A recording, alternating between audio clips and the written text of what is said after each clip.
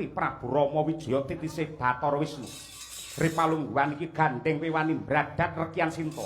Aja takon bisa ketiban wujude Guwa Wijaya ing kene dalan patimu. Anoman. Anoman dasmu.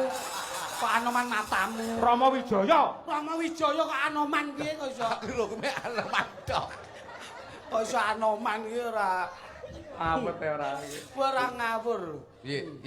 Tapi jujur saestu to Mbak Kesi, rumiyin ngoten nggih. SMP aku sik seneng mancing. SMA. Jenengan SMA, kula SMP. Sing tak goceng fish air mbiyen lho. Iya, motormu anyar. Lah kula kan nggih dijak Mbah Wagiman teng pantai teng laut. Lah Mas Kluthuk menika nggih mancing, kula ketemune teng pantai niku. Terus Mas Kluthuk nyedaki kula ngeten, kok enek bocah cilik rambutnya keriting, rupane ireng ning kok manis. Aja digandeng. Kriting karo ireng aja digandeng kriteng nanti ya. Karepe ya gupuh kok. Kriteng iki ya.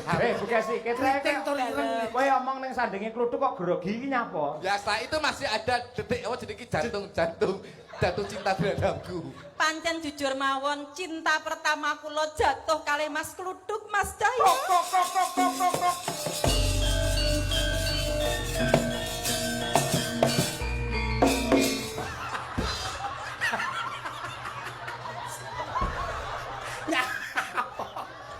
Kok koprol bilang nyapa?